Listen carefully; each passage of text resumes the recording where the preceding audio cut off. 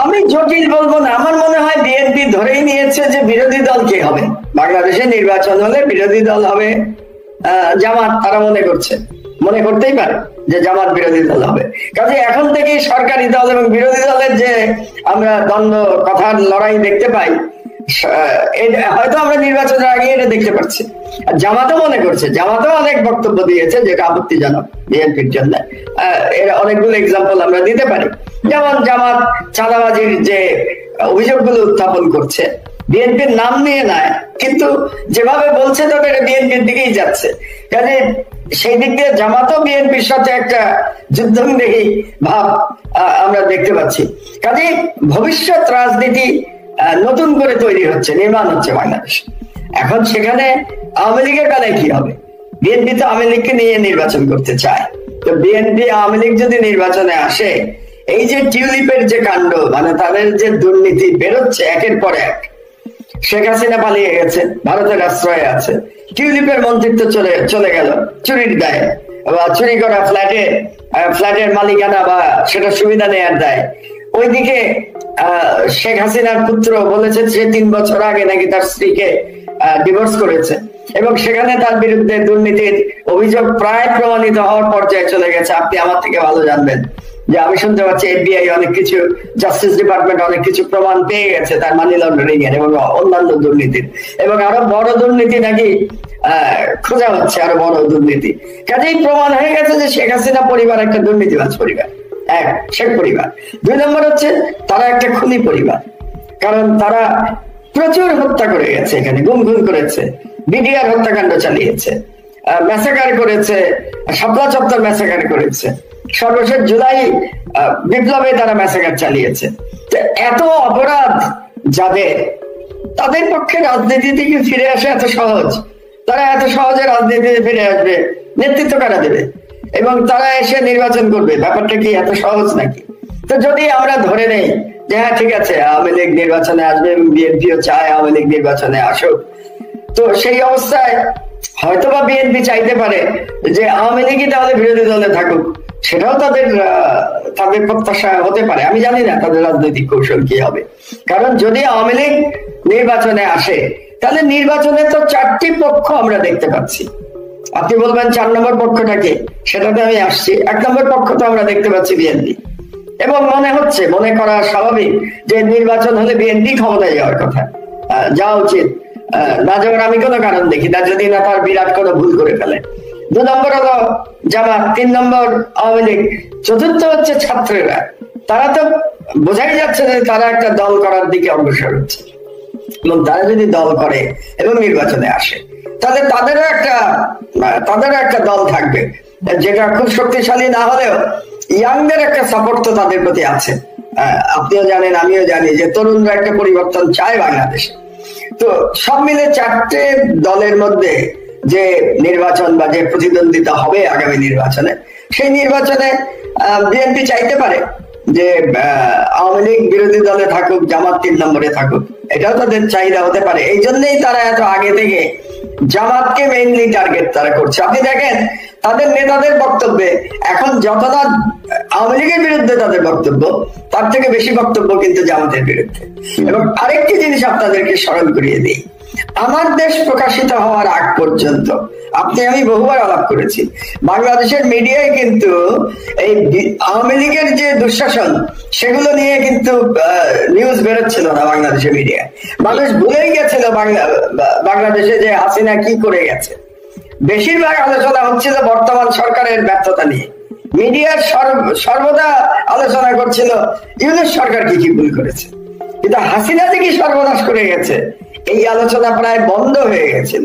এই আলোচনা শুরু করেছে কিন্তু আমার দেশ আসার পরে গত 25 দিনে আমরা প্রতিদিন নিউজ করেছি লুটপাটের ব্যাপারে, শেখ হাসিনার এবং তার জুলুম, তার হত্যার ব্যাপারে। এবং আমার দেশ করার কারণে এখন অন্যান্য মিডিয়া বাধ্য হচ্ছে এই আওয়ামী লীগের দুঃশাসন নিয়ে নিউজ করবার জন্য। সেটা টেলিভিশনে হচ্ছে, সেটা প্রিন্ট মিডিয়াতে হচ্ছে। এবং আপনি শুনলে অবাক হবেন, কোন জাতীয় সংবাদপত্র এখন আমার দেশের সংবাদকে নকল করছে এটা আশ্চর্য, এটা আমি দেখি নাই। আমি যতদিন ধরে মিডিয়ার সাথে আছি এটা আমি দেখি নাই। যেমন দুটো এক্সাম্পল দেই আপনাকে।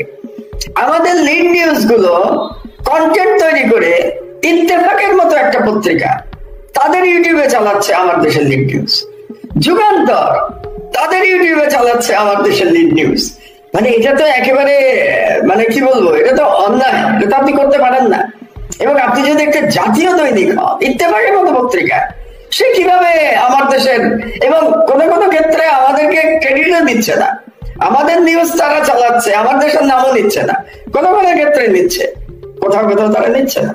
তো এখন এই যে বাধ্য হলো বাংলাদেশের মিডিয়া হাসিনার দুঃশাসনকে আবার তুলে ধরতে, এটা বাধ্য হয়েছে 25 দিনে আমার দেশের জন্য। আমার দেশ না থাকলে এখনো দেখতেন যে হাসিনার কুকর্ম প্রায় ভুলে গেছে বাংলাদেশের মানুষ, এরকম একটা সিচুয়েশন তৈরি হতো।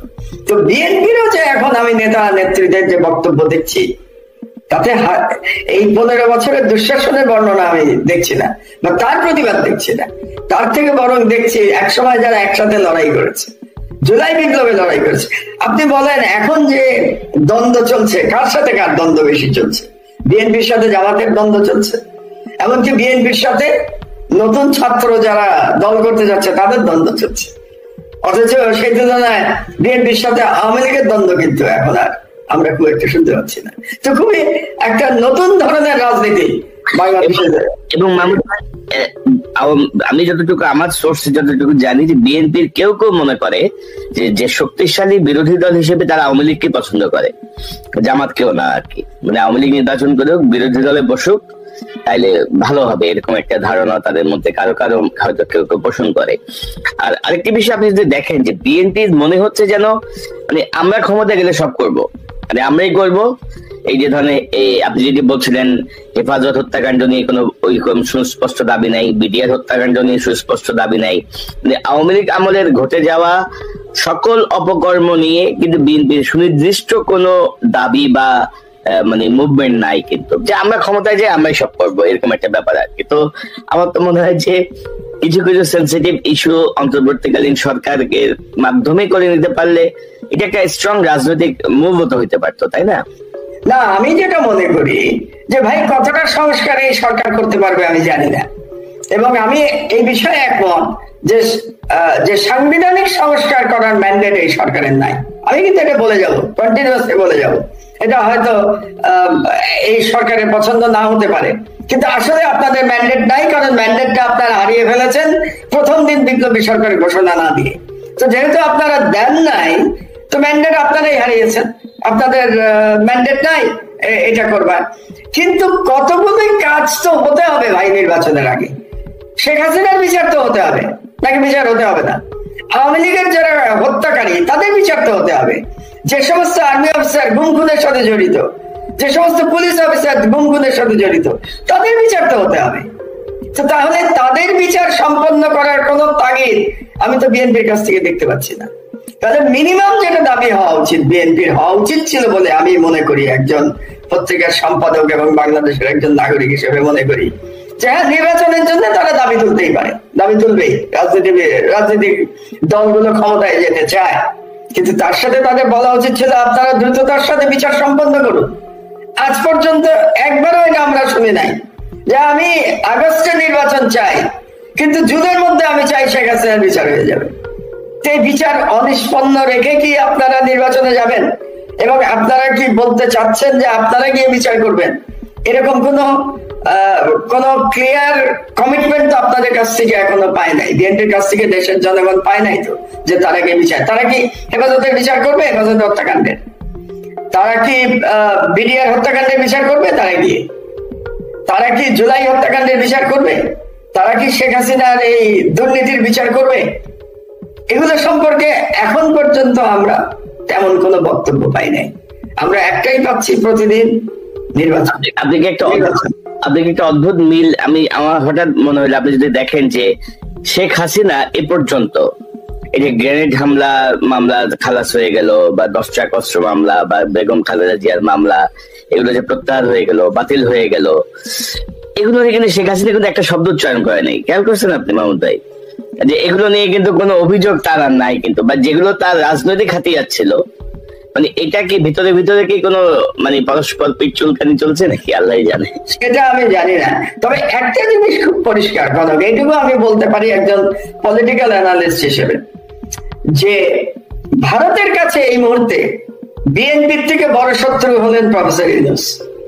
কারণটা হলো গত 5 মাস ধরে ভারতের বিষয়ে প্রফেসর ইউনূস যে অবস্থান গ্রহণ করেছেন, এই অবস্থান গ্রহণের কারণে ভারত অত্যন্ত বিরক্ত প্রফেসর ইউনূসের উপরে।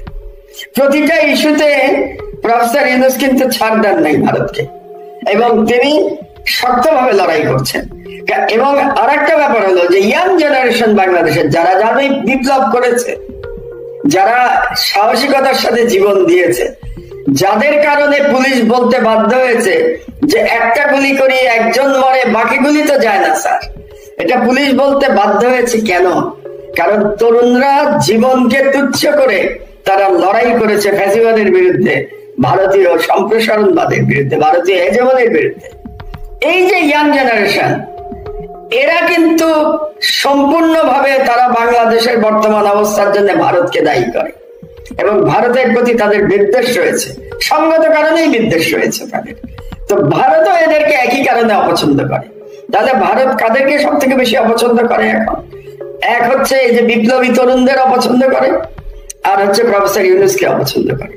সুতরাং ভারত মনে করে, এবং ভারত যা মনে করবে হাসিনা তো তাই করবে। আপনি কি মনে করেন শেখ হাসিনা কোনো কাজ দিল্লিতে বসে করতে পারে যেটা ভারত চাচ্ছে না? এটা কি সম্ভব দিল্লিতে বসে হাসিনার পক্ষে কোন বিবৃতি দেয়া যেটা ভারত আগে থেকে তারা এগ্রি করে না বা দেখে দেয় না হাসিনার বিবৃতি? প্রতিটা বিবৃতি আপনি শিওর থাকেন আগে ভেটিং করিয়ে নিতে হয়। ভারতীয় ইন্টেলিজেন্স ডিপ স্টেট ভেটিং করে দেয় হাসিনা কি বলবে। কাজে হাসিনা কে ভারতীয় এখন বলছে যে তুমি আক্রমণ করবে শুধুমাত্র ইউনূসকে। আপনি দেখেন হাসিনার বক্তব্যের 90% এখন ইউনূসের বিরুদ্ধে, 90%। অথচ আগে সর্বক্ষণ হাসিনা বেগম খালেদা জিয়া এবং তারেক রহমানের বিরুদ্ধে বিষোদ্গার করতো ক্ষমতায় থাকতে। আপনার ভাষাগুলি মনে আছে যে শেখ হাসিনা কি ভাষায় কথা বলতো খালেদা জিয়া এবং তারেক রহমানের নামে? সেগুলো হয়তো এখন বিএনপির নেতা কর্মীরা সব ভুলে গেছে যে কি ভাষায় হাসিনা কথা বলতো। এখন কিন্তু হাসিনা 90% তার রাগ হচ্ছে ইউনূস, 90% সে বলছে বাংলাদেশের তথাকথিত ইসলামিস্ট, মানে আবার সেই আগের বয়ানের দিকে যাচ্ছে যে বাংলাদেশে এক ধরনের ইসলামিস্ট রেভলিউশন হয়েছে, এটাই বলার চেষ্টা করছে। তো সুতরাং ভারত চাইবে প্রফেসর ইউনূস চলে যাক, প্রফেসর ইউনূস ব্যর্থ হোক, এবং এই যে ইয়াং ছেলেরা যারা ভ্যানগার্ড ছিল বিপ্লবের ভ্যানগার্ড যে তারা ছিল এটা তো আপনাকে মানতে হবে। হ্যাঁ, সবাই মিলে তাদেরকে সহযোগিতা করেছে, বাট ভ্যানগার্ড ছিল এই ইয়াং জেনারেশন, এই নেতৃত্ব। এদের প্রতি ভারতের যত ক্রোধ, যত আক্রোশ এখন। তো সুতরাং ভারত চাইবে যে কোনো মূল্যে এই ইয়াং জেনারেশনকে শেষ করে দিতে এবং প্রফেসর ইউনূসের সরকারকে ব্যর্থ করতে। কাজে ভারতের এখন অপশনটা কি আপনাকে বুঝতে হবে। ভারতের একমাত্র তারা বেছে নিয়েছিল হাসিনাকে। ওই যে বললাম আমি, সব ডিম এক ঝুড়িতে, হাসিনার ঝুড়িতে। এখন হাসিনা নাই, হাসিনা পলাতক, হাসিনা ভারতের আশ্রয়। হাসিনা